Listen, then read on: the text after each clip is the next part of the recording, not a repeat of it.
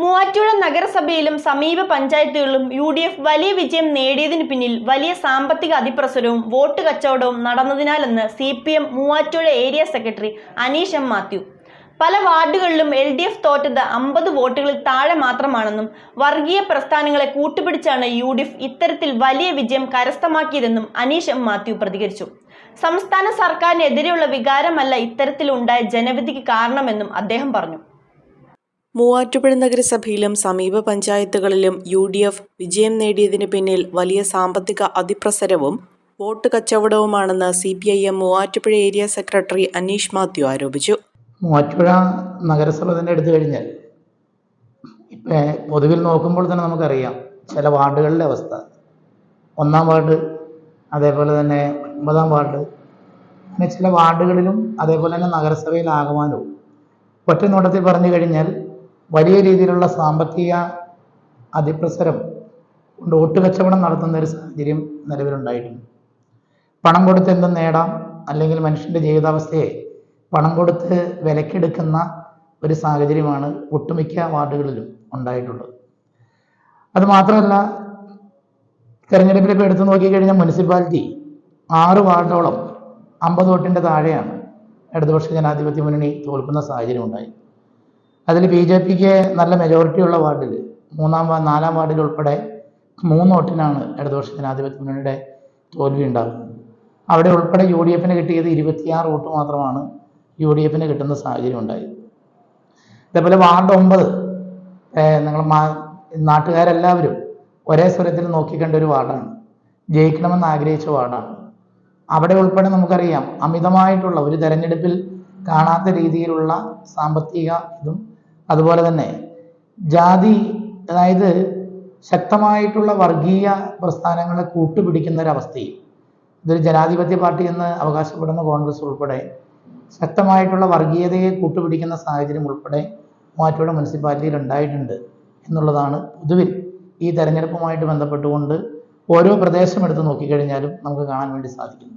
പണം ഉപയോഗിച്ച് മനുഷ്യനെ വിലക്കെടുത്താണ് പല വാർഡുകളിലും UDF ഇത്തരത്തിലുള്ള വിജയത്തിലേക്ക് എത്തിയതെന്നും അദ്ദേഹം പറഞ്ഞു.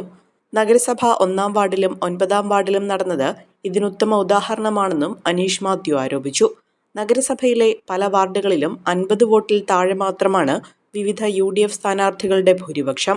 വർഗീയ പ്രസ്ഥാനങ്ങളെ കൂട്ടുപിടിച്ചാണ് UDF ഇത്തരത്തിലുള്ള വിജയം കരസ്ഥമാക്കിയതെന്നും അദ്ദേഹം ആരോപിച്ചു.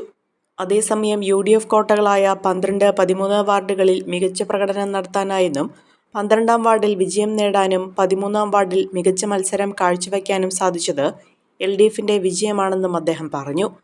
അതുപോലെ തന്നെ അതിൽ എടുത്തു പറയേണ്ടത് ഇടതുപക്ഷത്തിൻ്റെ അങ്ങോട്ട് അറ്റുപോയി എന്ന് പറയുന്ന UDFകാർ ഉൾപ്പെടെ പറയുമ്പോഴും കഴിഞ്ഞ വർഷം ഉൾപ്പെടെ UDFന്റെ കേന്ദ്രമായിരുന്ന മുനിസിപ്പാലിറ്റിയിലെ കിഴക്കേക്കര, നമ്മുടെ ചാലിക്കടവ് 12-ാം വാർഡ്, അതുപോലെ തന്നെ മൃഗീയ ഭൂരിപക്ഷത്തിൽ അവർ ജയിച്ചുകൊണ്ടിരുന്ന 13-ാം വാർഡ് ഉൾപ്പെടെ എടുത്തു നോക്കിക്കഴിഞ്ഞാൽ അവിടുത്തെ വോട്ടിൻ്റെ പാറ്റേണുകൾ ഉൾപ്പെടെ ഉണ്ടായേക്കുന്ന വ്യത്യാസം ഉൾപ്പെടെ നമുക്ക് കാണാൻ വേണ്ടി സാധിക്കും.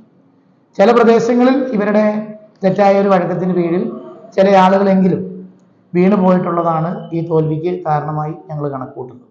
ഇപ്പോൾ മുനിസിപ്പാലിറ്റിയുടെ ഭരണത്തിൻ്റെ ഒരു മേന്മയാണ് ഇതിൻ്റെ എന്ന് മനസ്സിലാക്കിയാൽ തെരഞ്ഞെടുപ്പ് റിസൾട്ട് വന്ന് പിറ്റേ ദിവസം തന്നെ ഉയർത്തി കാണിച്ച പൊതുശ്മശാനം അടച്ചിടുന്ന സാഹചര്യം ഉണ്ടായി. ഓരോ മേഖല നിങ്ങൾ എടുത്തു നോക്കിക്കോ, റോഡിൻ്റെ ആണെങ്കിലും മറ്റു കാര്യങ്ങളൊക്കെ. ഇതാണ് പൊതുവിൽ ഇതുമായിട്ട് ബന്ധപ്പെട്ടുകൊണ്ട് സൂചിപ്പിക്കാനുള്ളത്. സംസ്ഥാന സർക്കാരിനെതിരെയുള്ള യാതൊരു വികാരവും ഈ തെരഞ്ഞെടുപ്പിൽ പ്രതിഫലിച്ചിട്ടില്ല. ബ്ലോക്ക് പഞ്ചായത്തിലേക്ക് നടന്ന തെരഞ്ഞെടുപ്പിൽ UDF എല്ലാ സീറ്റുകളിലും വിജയിച്ചത് അംഗീകരിക്കുന്നുവെന്നും എന്നാൽ പല ഡിവിഷനുകളിലും LDFന് 2000-ലധികം വോട്ടുകളുടെ വർധനയുണ്ടായിട്ടുള്ളതായും അദ്ദേഹം വ്യക്തമാക്കി.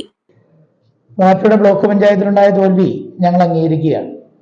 ആ തോൽവി അംഗീകരിക്കുന്നതോടൊപ്പം തന്നെ പല വാർഡുകളിലും 2000-ലധികം വോട്ടുകളിലൊക്കെ തോൽവി ഇടതുപക്ഷ ജനാധിപത്യ മുന്നണിക്ക് ഭൂരിപക്ഷം കുറവ് മുൻകാലങ്ങളിൽ ഉണ്ടായിരുന്ന ആവൂര് ഡിവിഷൻ, അതുപോലെ തന്നെ അഞ്ചൽപ്പെട്ടി ഡിവിഷൻ, അങ്ങനെ കുറേ വാർഡുകളിൽ ഉൾപ്പെടെ ഉണ്ടായിട്ടുള്ള വോട്ടിൻ്റെ വർധനവ്, അവിടെയൊക്കെ 300 വോട്ടിന് 500 വോട്ടിന് ഉൾപ്പെടെയാണ് തോൽവി ഉണ്ടായത്.